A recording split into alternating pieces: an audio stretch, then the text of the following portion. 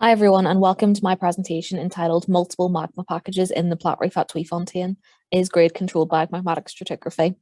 And this work is part of the larger NL4D research consortium funded by Anglo-American.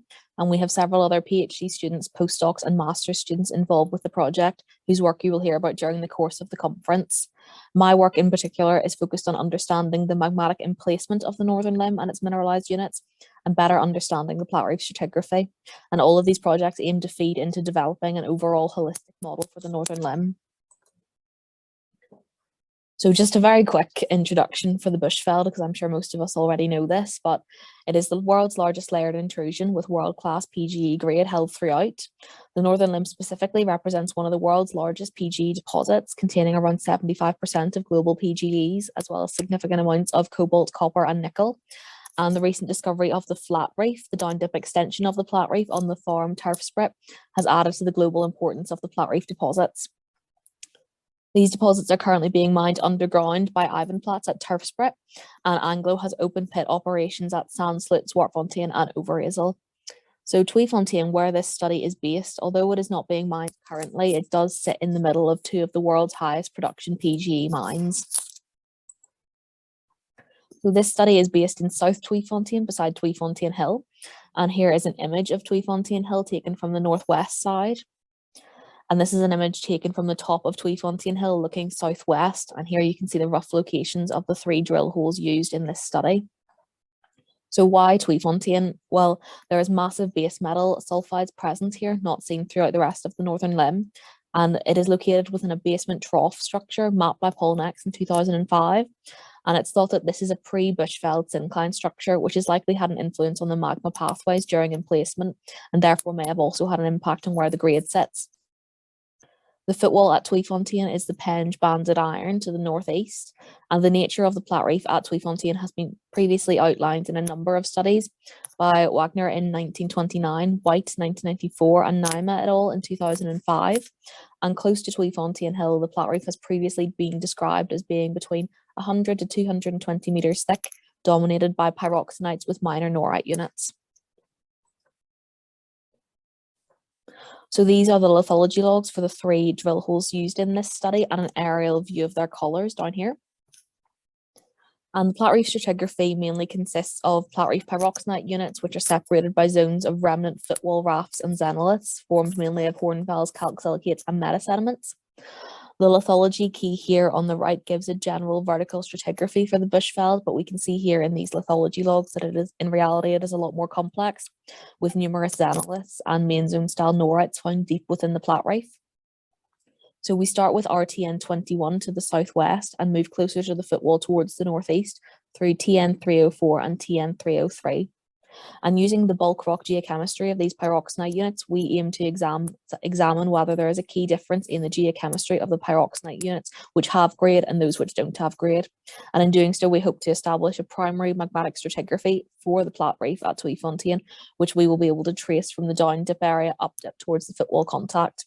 And the proximity to the footwall topography is thought to exhibit a control on the emplacement and thickness of the Platreef magmas, which may also exhibit a control on the location of grade within these units. So just for anyone who hasn't logged Bushveld rocks before, on the left here we have an image of a PGE-rich pyroxenite, and on the right we have a barren pyroxenite. And although there is disseminated sulfides present within the PGE-rich unit, it's generally not enough sulfide to explain the very high grade we see within these units. And we can see here just from logging the lithologies, there's very little difference between these 2 units, and therefore it is important to understand the underlying geochemistry and the overall stratigraphy of the Platreef to be able to better understand and predict where high-grade zones might lie. So using bulk rock major element geochemistry, it is possible to identify differences in the pyroxenite units downhole, some of which appear to be correlatable up dip towards the footwall contact, and xenolith-rich and highly contaminated or altered zones are also identifiable. So here we have downhole magnesium number, aluminium, calcium, magnesium oxide, and titanium and chrome here.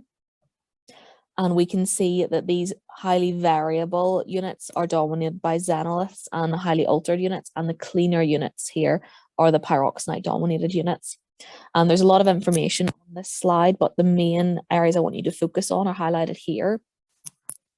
So there appears to be three main pyroxenite units, 1A, 1D, and 1E, which are correlatable between the three boreholes. And the differences between 1D and 1E are particularly noticeable in the increase in magnesium in 1E and lower aluminium and calcium. And there's also much higher chrome in 1E compared to 1D as well.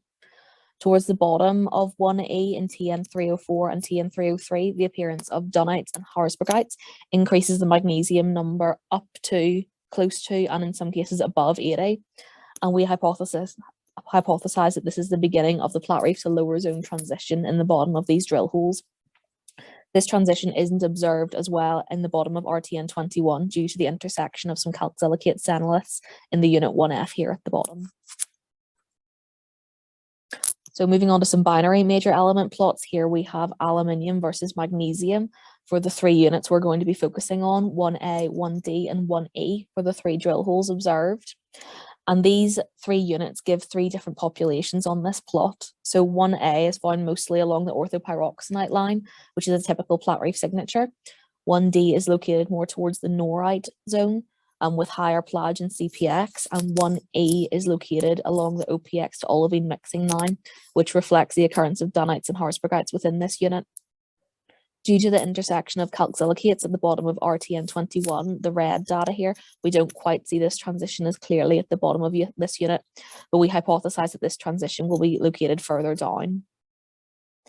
Unit 1D in TN303, the blue data, gives a lot more scatter compared to the other two boreholes, and this is due to the higher calcium in this unit, and we hypothesize that this unit has been locally contaminated by the Malmani dolomite at this location, giving a much greater spread in the major element data, but this unit does have higher calcium overall.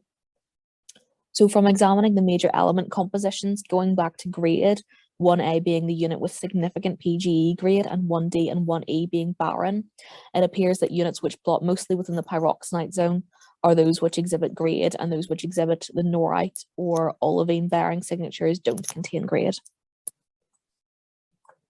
Moving on to the trace elements, here we have downhole zirconium in green, strontium in red, and vanadium in blue for all three drill holes. And the unit observations from the major element data is repeated similarly within the trace element data. So again, focusing on these areas, in particular, 1D exhibits much higher strontium compared to the other units, which reflects the higher plagioclase content. We see an increase in more variable strontium and vanadium in the xenolith rich zones in these domains in the middle here and 1F. And vanadium appears to mostly follow strontium, while zirconium also reflects this, but is less affected by plagioclase content. And again, this data shows that units within the Platreef can be identified and correlated using the bulk rock geochemistry, in this case, the trace elements. So the cerium-samarium ratio is often used as a proxy for light rare earth element fractionation and has proved to be effective at tracing the magmatic lineages of the Bushveld rocks. So differing cerium-samarium ratios have been shown to be associated with either the B1 parental magma, typically the lower zone and the upper and the lower critical zone, or the B2 parental magma, typically feeding the upper critical zone and the main zone. So here we have a comparison between Unit 1A observed within RTN21 and TN304 and 1D, which is observed within all three boreholes. Bearing in mind that 1A is much thinner in TN304, giving less data points, we do see a good correlation between these two units in the two drill holes. And generally 1A is characterized by mixing between the B1 and B2 magmas. 1D, however, there is much greater spread in the ratio.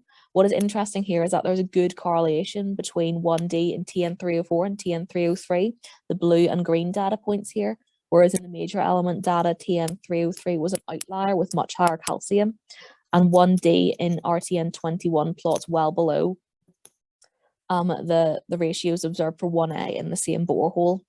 And remembering that 1A exhibits much higher PGE grade and 1D is barren, it appears here that units which plot within the mixing zone of 1B and B2 magmas show higher grade. Moving on to a comparison of 1A again and 1E, which is also barren. We see here that in 1E, RTN21 exhibits a much lower cerium-samarium ratio. However, when comparing 1A and 1E in TN304, which is the green data points, we see that there is actually quite a significant overlap between the two units in TN304. and both plot mostly along the B1 liquid line here. So these results appear to be showing the opposite of the 1A versus 1D comparisons.